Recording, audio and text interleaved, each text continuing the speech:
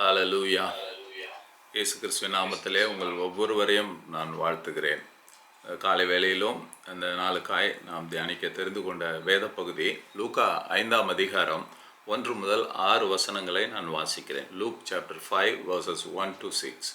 பின்பு அவர் கெனசரேத்து கடல் அருகே நின்றபொழுது திரளான ஜனங்கள் தேவ வசனத்தை கேட்கும்படி அவரிடத்தில் நெருங்கினார்கள். அப்பொழுது கடற்கரையிலே நின்ற 2 படகுகளை கண்டார். மீன் பிடிக்கிறவர்கள் அவைகளை விட்டு இறங்கி வலைகளை அலசி கொண்டிருந்தார்கள். அப்பொழுது அந்த படகுகளில் ஒன்றில் ஏறினார். அது சீமோனுடையதாய் இருந்தது. அதை கரையில் இருந்து சற்றே தள்ளும்படி அவனை கேட்டுக்கொண்டு அந்த படவில் உட்கார்ந்து ஜனங்களுக்கு போதகம் பண்ணினார். அவர் போதகம் பண்ணி முடித்த பின்பு சீமோனை நோக்கி, ஆழத்திலே தள்ளி கொண்டு போய் மீன் பிடிக்கும்படி உங்கள் வலைகளை போடுங்கள் என்றார். அதற்கு சீமோன், ஐயரே, ரா முழுவதும் நாங்கள் பிரயாசப்பட்டும் ஒன்றும் அகப்படவில்லை. ஆகிலும் உம்முடைய வார்த்தையின்படியே வலையை போடுகிறேன் என்றார். அந்தபடியே அவர்கள் செய்து தங்கள் வலை கிழிந்து போகத்தக்கதாக மிகுதியான மீன்களை பிடித்தார்கள். இந்த நிகழ்ச்சி நாம் நன்கு அறிந்த ஒரு பகுதி வேதத்தில். ஆனாலும் இதில் 3 காரியங்களை நாம் கற்றுக்கொள்ள ஆவியானவர் விரும்புகிறார். இங்கே ஆண்டவராகிய இயேசு கிறிஸ்து சீமோனுடைய படகை தன்னுடைய போதக பண்ணுவதற்கு பயன்படுத்துகிறதை இங்கே பார்க்குறோம். ஜனங்கள் எல்லாம் நிற்கிறாங்க சீஷோரில். இங்கே காலியாக இருந்த படகு அங்கே ராத்திரி முழுவதும் அங்கே அவங்க மீன் பிடிக்க முயற்சி செய்தார்கள். ஆனால் ஒன்றும் அகப்படவில்லை. எனவே காலையில் அவங்க அதெல்லாம் க்ளீன் பண்ணிகிட்டு இருக்கிறாங்க. சரி, ஒன்றும் கிடைக்கல, வீட்டுக்கு போகலான்னு. அந்த நேரத்தில் ஆண்டவராகிய இயேசு கிறிஸ்து அங்கே வருகிறார். அது ஊழியத்தை ஆரம்பிக்கிற அந்த தருணம். அது ஜனங்கள் வராங்க, நிறைய ஜனங்கள். எங்கே ஆண்டவராகிய இயேசு கிறிஸ்து போனாலும் தேவ வசனத்தை கேட்கும்படி ஜனங்கள் வந்ததே இந்த 1ஆம் வசனத்தில் நாம் பார்த்தோம். அப்போது அவர் என்ன பண்ணுறாரு, அங்கே நான் நினைக்கிறேன் அந்த கரையிலே நின்று அவருக்கு என்ன சூழ்நிலைன்னு தெரியல. அங்கே நின்ற 2 படகுல ஒரு படகு சீமோனுடையது. அதில் ஏறி நின்று அங்கே இருந்து பேசுகிறார். இப்போ போல் அங்கே பிஎஸ் சிஸ்டம் இல்லை, ஏசி ரூம் இல்லை, ரொம்ப கஷ்டம்தான். ஓப்பனில் ஹாட் சன்னில் ஆண்டவராகிய இயேசு கிறிஸ்து சர்வ வல்லமையுள்ள தேவன் அங்கே கர்த்தருடைய வார்த்தையை, சுவிசேஷத்தை, தேவனுடைய ராஜ்யத்தை குறித்த சுவிசேஷத்தை அங்கே ஜனங்களுக்கு அறிவிக்கிறதை பார்க்கிறோம். அப்புறமா என்ன பண்ணுறாரு, அது முடிஞ்ச பிறகு சீமோனை பார்த்து சொல்கிறாரு, நீ ஆழத்தில் கொண்டு போய் உன் வலையை போடு அப்படின்னு சொல்கிறார். இங்கே சொல்கிறவர் யாருன்னா கார்பெண்டர். ஆண்டவராகிய இயேசு கிறிஸ்து ஒரு தச்சு வேலை செய்தவர். அவருக்கும் மீன் பிடிக்கிறதுக்கும் எந்த சம்மந்தமும் இல்லை. ஆனால் கேட்குறவர் யாருன்னா சீமோன் அவர் பை பர்த் ஃபிஷர்மேன். அவர் மீன் பிடிக்கிறவர். உங்களுக்கு தெரியும், நீங்கள் தண்டையார்பேட்டிலலாம் அந்த பக்கம் நீங்கள் அங்கே பார்த்தீங்கன்னா கடற்கரையில் அந்த மீன் பிடிக்கிறவங்கெல்லாம் வருவாங்க. அவங்கெல்லாம் பார்த்தீங்கன்னா சின்ன பசங்களே போயிடுவாங்க. அவங்களே பேரண்ட்ஸோட போவாங்க. அப்பா கூட போய் அங்கே மீன் பிடித்து வருகிறதை நாம் பார்க்க முடியும். எனவே அவங்க நல்ல அனுபவசாலிகள். எந்த இடத்துல போட்டால் மீன் கிடைக்கும், எந்த வகையான பெரிய மீன்கள், ஸ்மால் சைஸ் எங்கே கிடைக்கும், அவங்களுக்கு எல்லாம் தெரியும். டைம் தெரியும், எல்லாம் தெரியும் அவங்களுக்கு. ராத்திரியில் போனால் அதிகமாக கிடைக்கும், இதெல்லாம் அவங்களுக்கு நல்லா தெரியும். ஆனால் இங்கே சீமோன் ராத்திரி மீன் கிடைக்கல. அந்த சூழ்நிலையில் ஆண்டவராக இயேசு கிறிஸ்து அவர் சொல்கிறார், ஆழத்தில் போய் போடுன்னு சொல்கிறார். ஆனால் அதற்கு சீமோன் என்ன சொல்கிறாரு பாருங்களேன், ரா முழுவதும் நாங்கள் பிரயாசப்பட்டோம், ராத்திரி எல்லாம் நாங்கள் ட்ரை பண்ணணும், கிடைக்கல. ஆகிலும் உம்முடைய வார்த்தையின்படி வலையை போடுகிறேன் என்று சொல்லுகிறார். இந்த வார்த்தை, உம்முடைய வார்த்தை, அதுதான் இங்கே அவர் 3 காரியங்களை சீமோன் செய்கிறார். எனவே அங்கே பார்த்தீங்கன்னா 6வது வசனத்தில் தங்கள் வலை கிழிந்து போகத்தக்கதாக மிகுதியான மீன்களை பிடித்தார். அங்கே ஒரு பெரிய அற்புதம் நடக்குது. பகலில், அதுவும் ராத்திரி ஃபுல்லாக கிடைக்கல. உடனே கொஞ்சம் தூரத்தில் ஆழத்தில்ன்னு சொல்கிறாரு ஆண்டவர். போய் போடுறாங்க. வலை கிழிந்து போகத்தக்கதாக மிகுதியான மீன்களை பிடித்தார்கள். இந்த அற்புதம் நடக்கிறதுக்கு சீமோன் வாழ்க்கையிலே 3 காரியங்களை நாம் பார்க்கிறோம். முதலாவது, அவர் என்ன செய்கிறாருன்னா, அங்கே தேவ வசனத்தை ஆண்டவராகிய இயேசு கிறிஸ்து ஜனங்களுக்கு போதிக்கிறாரு. அங்கே சீமோன், he was also there. He was sitting and listening to his word. அப்போது அவர் தேவ வசனத்தை அவரு கேட்கிறதை அங்கே நம்ம பார்க்கிறோம். 1 தெசலோனிக்கர் 2ஆம் அதிகாரம் 13ஆம் வசனத்தை நான் வாசிக்கிறேன். ஆகையால் நீங்கள் தேவ வசனத்தை எங்களாலே கேள்விப்பட்டு ஏற்றுக்கொண்ட பொழுது அதை மனுஷர் வசனமாக ஏற்றுக்கொள்ளாமல் தேவ வசனமாகவே ஏற்றுக்கொண்டதனாலே நாங்கள் இடைவிடாமல் தேவனுக்கு ஸ்தோத்திரம் செலுத்துகிறோம். இங்கே பவுல் சொல்கிறாரு, நீங்கள் தேவ வசனத்தை எங்களிடத்துல கேட்டு ஏற்றுக்கொண்டீங்க. ஆனால் அதை எப்படி ஏற்றுக்கொண்டீங்க? மனுஷருடைய வார்த்தையாக, வேர்ட் ஆஃப் மேனாக ஏற்றுக்கொள்ளாமல் வேர்ட் ஆஃப் காடாக ஏற்றுக்கொண்டீங்க. You accepted as a word of God. இங்கே சீமோன் அதை தான் செய்கிறாரு. இயேசு ஒரு தச்சன், இயேசு ஒரு மனுஷன். அவர் ஏதோ பேசிக்கிட்டு இருக்காரு ஜனங்கள்கிட்ட அப்படின்ட்டு அவர் ஏதோ ஒரு யோசனையில், ஐயோ இன்னைக்கு எப்படி மீன் ஒன்றுமே கிடைக்கலையே, கடன்காரனுக்கு என்ன பதில் சொல்கிறது. அநேக முறை பார்த்தீங்கன்னா சர்ச்சில் பார்த்தோம்னா அநேக ஜனங்கள் கர்த்தருடைய வார்த்தையை அங்கே ஊழியக்காரர் சொல்லிக்கிட்டு இருப்பார், பாஸ்டர் பகிர்ந்து கொண்டிருப்பார். ஜனங்க பார்த்தீங்கன்னா கொஞ்சம் பேர் தூங்கிக்கிட்டு இருப்பாங்க, கொஞ்சம் பேர் காதை சொரிஞ்சிக்கின்னு இருப்பாங்க, கொஞ்சம் பேர் அந்த பக்கம் குழந்தைய தூக்கிக்கிட்டு வெளியில் போகிறது வர்றது. so many distractions. நிறைய பேர் கர்த்தருடைய வார்த்தையை கேட்பாங்க. ஆனால் அந்த ஊழியக்காரர் அப்படி தான் பேசுவார், அண்ணன் பேசினா இப்படி தான் பேசுவார், அக்கா பேசினா இப்படி தான். எனக்கு முன்னாடியே தெரியும், இந்த வசனம் எனக்கு தெரிஞ்ச வசனம் தான், இது ஒன்றும் புதுசாக ஒன்றும் சொல்லலை. அவங்க இப்படி சொல்லியிருந்தா நல்லா இருந்திருக்கும். இன்றைக்கு பிலீவர்ஸ், விசுவாசிகள்லாம் என்ன பண்ணுறாங்கன்னா மார்க் போடுறது தான் பண்ணுறாங்க. இந்த ஊழியக்காரர் இவ்வளோ சுமாராக பேசினார், அவர் நல்லா பேசலை. ஆனால் இங்கே சீமோன் என்ன பண்ணுறாருன்னா, அவரை ஒரு தச்சனாக பார்க்காமல் ஏதோ பேசிகிட்டு இருக்கிறாரு, அவருக்கு வேறு வேலை கிடையாது, நமக்கு மீன் கிடைக்கல, நம்ம சும்மா எதுக்கு, நம்ம போட்டை வேறைய பிடிச்சிக்கினாரு, வீட்டுக்கு போக வரைய முடியல.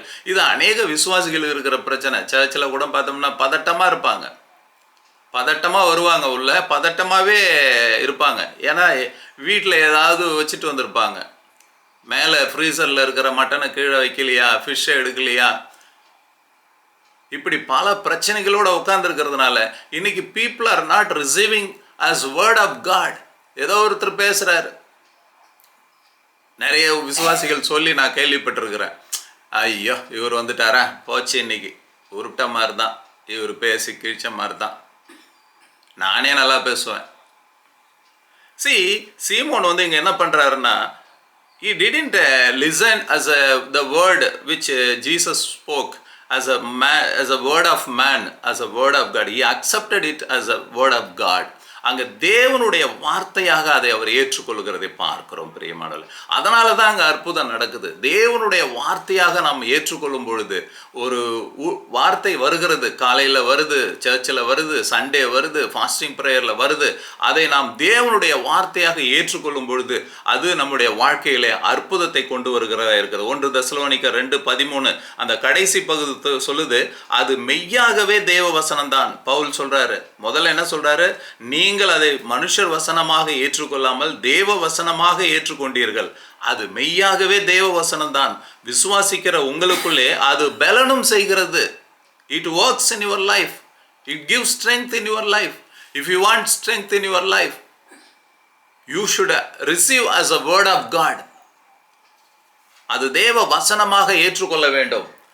அதை ஏதோ ஒரு மனுஷன் பேசுகிறான், அவ பேசுகிறா, இவன் பேசுகிறான் அப்படி நம்ம யோசிக்காதபடிக்கு இது ஆவியானவர் என்னோடு பேசி கொண்டிருக்கிறார். This is from God. This is the word of God. It will give eternal life to me. யோவான் 5:39 இயேசு சொல்றாரு, வேத வசனங்களை ஆராய்ந்து பாருங்கள், அவைகளால் உங்களுக்கு ஜீவன் உண்டாயிருக்கும், நித்திய ஜீவன் உண்டாயிருக்குமே. ஹல்லேலூயா. இங்கே சீமோன் என்ன செய்கிறாருன்னா, தேவ வசனமாக ஆண்டவராகிய இயேசு கிறிஸ்து பேசுகிறதை அவர் கேட்டுக்கொண்டிருக்கிறார், அவர் ஏற்றுக்கொண்டிருக்கிறார். எனவே தான் அடுத்தது பார்க்கிறோம், ரெண்டாவது அவர் இயேசுவின் மீது ஒரு நம்பிக்கையை வைக்கிறதை பார்க்கிறோம், விசுவாசத்தை வைக்கிறதை பார்க்கிறோம். எனவே ஆண்டவராகிய இயேசு கிறிஸ்து சொல்றாரு, ஆழத்தில் கொண்டு போய் போடுங்கன்னதுமே அவர் கேட்குறாரு.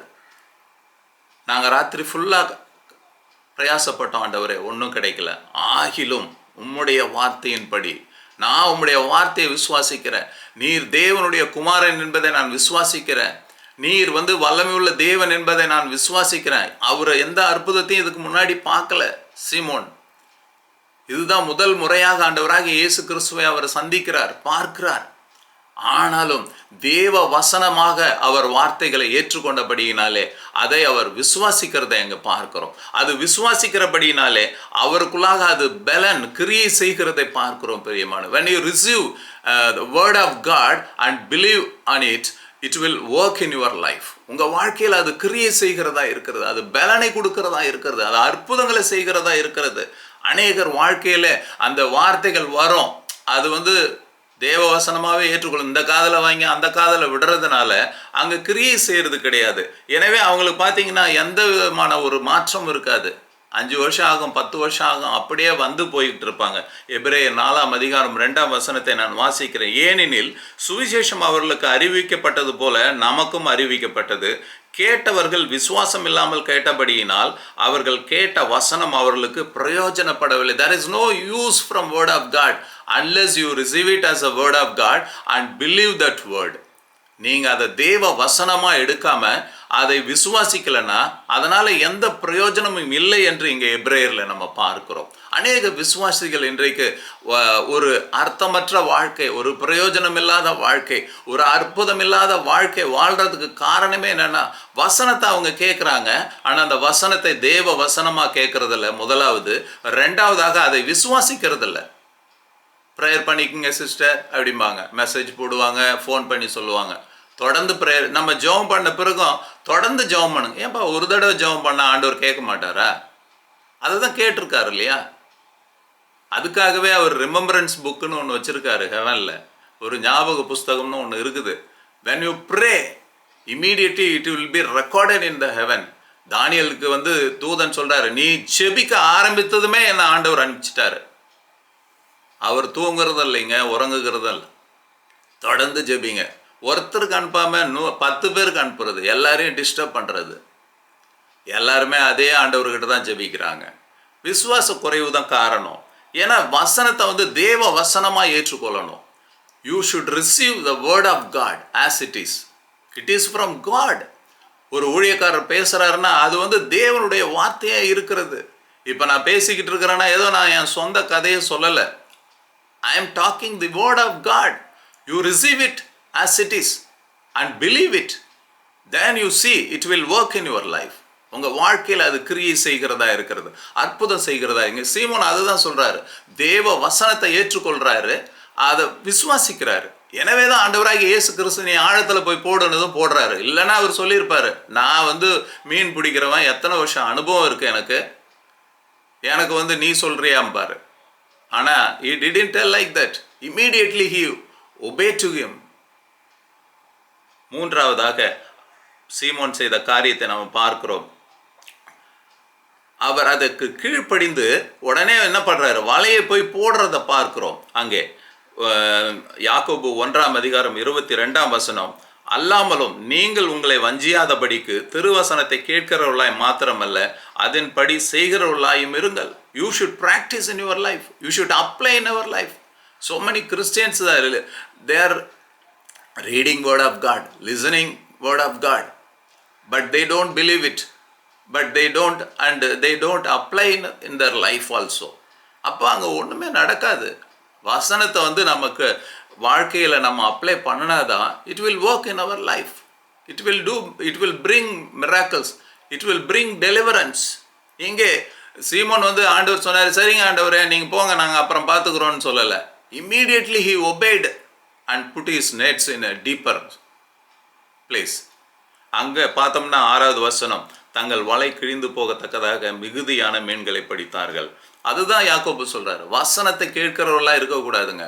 காலையில் கேட்குறோம், மதியம் கேட்குறோம், நைட்டு கேட்குறோம், அப்புறம் பர்சனல் ரீடிங் பண்ணுறோம், ஆராய்ச்சி பண்ணுறோம், எல்லாம் பண்ணுறோம். Are you practicing in your life what you are preaching, what you are listening, what you are learning? சீமோன் வாழ்க்கையிலே பெரிய அற்புதத்தை பார்க்கிறார். ஆண்டவராகிய இயேசு கிறிஸ்து அங்கே செய்கிறதை பார்க்கிறோம். அவர் தேவ வசனத்தை தேவ வசனமாக ஏற்றுக்கொண்டார். அதை விசுவாசிக்கிறவராய் காணப்பட்டார். அதை இமீடியட்டாக அவர் அப்ளை பண்ணுகிறதை பார்க்கிறோம், ப்ராக்டிஸ் பண்ணுகிறதை பார்க்கிறோம். அப்பொழுது அந்த வலை கிழியத்தக்கதாக அதிகமான மீன்களை பிடித்ததை பார்க்கிறோம். கிறிஸ்துவுக்குள் பிரியமானவர்களே, நம்முடைய வாழ்க்கையில் ஒவ்வொரு நாளும் கர்த்தருடைய வார்த்தை வந்து கொண்டிருக்கிறது. அதை நாம் எப்படி ஏற்றுக்கொள்கிறோம்? தேவனுடைய வார்த்தையாக நாம் அதை ஏற்றுக்கொள்ள வேண்டும் என்று ஆவியானவர் சொல்லுகிறார். அது மாத்திரல்ல, அதை விசுவாசிக்கணும்னு சொல்கிறார். அதோடு அதை நாம் உடனே நம்முடைய வாழ்க்கையிலே அதை நாம் யூஸ் பண்ணணும், ப்ராக்டிஸ் பண்ணணும்னு சொல்கிறார். அப்படி செய்யும் பொழுது நாம் அற்புதங்களை பார்க்க முடியும் நம்முடைய வாழ்க்கையில. மத்தேயு 7ஆம் அதிகாரம் 24, 25ஆம் வசனத்தை நான் வாசிக்கிறேன். ஆகையால் நான் சொல்லிய இந்த வார்த்தைகளை கேட்டு இவைகளின்படி செய்கிறவன் எவனோ அவனை கன்மலையின் மேல் தன் வீட்டை கட்டின புத்தியுள்ள மனுஷனுக்கு ஒப்பிடுவேன். பெருமழை சொரிந்து பெருவெள்ளம் வந்து காற்று அடித்து அந்த வீட்டின் மேல் மோதியும் அது விழவில்லை, ஏனென்றால் அது கன்மலையின் மேல் அஸ்திபாரம் போடப்பட்டிருந்தது. ஹல்லேலூயா. இங்க ஆண்டவராகிய இயேசு கிறிஸ்து என்ன சொல்றார்? என் வார்த்தைகளை தேவ வசனமாக கேட்டு அதை விசுவாசித்து இவைகளின்படி செய்கிறவன் எவனோ அவன் கன்மலையின் மேல் தன் வீட்டை கட்டின புத்தியுள்ள மனுஷனுக்கு ஒப்பிடுவேன்னு சொல்றார். புத்தியுள்ள மனுஷனா யாரு? புத்தியுள்ள விசுவாசினா யாரு? அவன் வசனத்தை கேட்பான், தேவ வசனமாக ஏற்றுக்கொள்வான், அதை விசுவாசிப்பான், உடனே அதை தன்னுடைய வாழ்க்கையில அதை பிராக்டிஸ் பண்ணுவான். அவன் அதற்கு கீழ்ப்படிவான். அப்படி செய்கிறவன் தான் புத்தியுள்ள மனுஷன். அப்படி நாம் அந்த மனுஷன் இருக்கும் பொழுது அங்கே பெருமழை வரலாம், பிரச்சனை வரலாம், வியாதி வரலாம், கடன் பிரச்சனை வரலாம், போராட்டம் வரலாம், நினைச்சது போல காரியங்கள் நடக்காமல் இருக்கலாம், தடைகள் வரலாம். ஆனா அது எதுவுமே அந்த மனுஷனை சேதப்படுத்தாது. காரணம், அவனுக்குள்ளாக தேவ வசனம் இருக்கிறபடியால் அவன் கன்மலையின் மேல் அஸ்திபாரம் போடப்பட்டவனாக இருக்கிறான். அப்படிப்பட்ட அனுபவத்தை இந்த நாளிலே நாம் பெற்றுக்கொள்ள வேண்டும். பிரியமானவர்களே, வசனங்கள் வரும்பொழுது அதை தேவ வசனமாக நாம் ஏற்றுக்கொள்ள வேண்டும். அது மாத்திரல்ல, அதை நாம் விசுவாசிக்க வேண்டும். இது தேவனுடைய வார்த்தை, அது உண்மை உள்ளது, அது ஒரு நாளும் வெறுமனே திரும்பாது. அந்த வசனம் வருதுன்னா உங்க வாழ்க்கையில அது நிச்சயமாக ஒரு காரியத்தை செய்யும். அதை அந்த வசனங்களுக்கு நாம் கீழ்ப்படிந்து நடக்கும் பொழுது, அதை நம்முடைய வாழ்க்கையில நாம் அதை பிரயோஜனப்படுத்தும் பொழுது, பிராக்டிஸ் பண்ணும் பொழுது நம்முடைய வாழ்க்கையிலே பெரிய அற்புதங்களை ஆண்டவர் செய்வார். அவருடைய நாமத்தை மகிமைப்படுத்துவார். கர்த்தர் உங்கள் ஒவ்வொருவரையும் ஆசீர்வதிப்பாராக. ஆமேன், ஆமேன்.